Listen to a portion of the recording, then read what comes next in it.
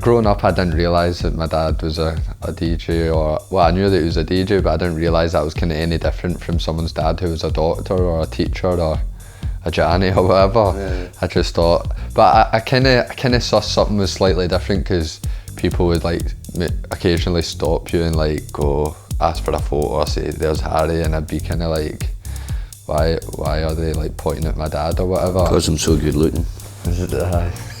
I remember as a kid, like growing up, there was always records being played around the house. The TV was never really on. There was always music being played about the house when I was growing up, and I kind of just started, I suppose, taking my own kind of path and interest into mainly hip hop when I was about 11 or 12, and then it was a bit later on when I started listening to electronic music, probably about 14 or 15.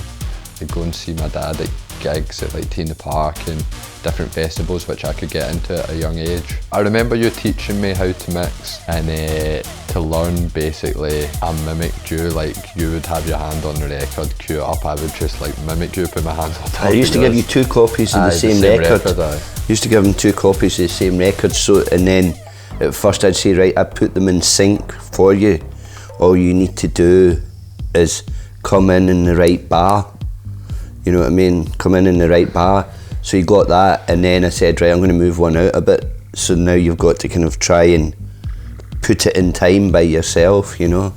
So this was a record that my mum specifically gave to me, I suppose, to sweep the floorboards with, because my dad used to always leave his records on the ground, and as a toddler he'd come in and go crazy and find me kind of wiping the floor down with it. So this was my own specific record to sweep the floor with. My first gig that I can clearly remember, for me that was the kind of tipping point of like, fuck, this is what I want to do. I would have only been 14 and it was at my mum's 40th birthday. So there was like Optimo were there, all the people that ran Sub Club, Slam, all these kind of people from the industry, and I was DJing for all these folk, and the crowd was totally fucking hands in the air going for it. For me that was, I suppose, not to sound corny, but life-changing, because I was so young and I thought I could see myself doing this.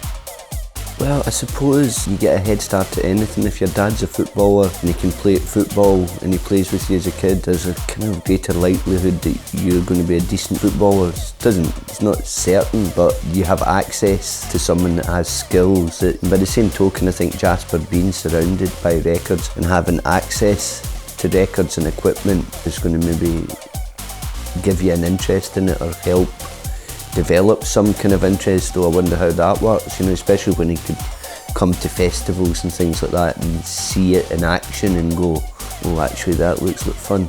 Being surrounded by kind of music all my life, I guess maybe some kids are, but just having access to like equipment and decks and stuff, I mean, I was practising from a really young age. Although like maybe people just think, oh, I'm a DJ because my dad's a DJ or whatever. I mean, that obviously helped, but I've kind of worked hard to kind of get where I am and kind of forge my own path at the same time. But yeah, definitely having access to all the music, records, decks and everything helped me get a head start. I suppose that kind of a lot of people are doing it now are maybe kind of just getting into it, whereas I was doing it since I was like 10 years old.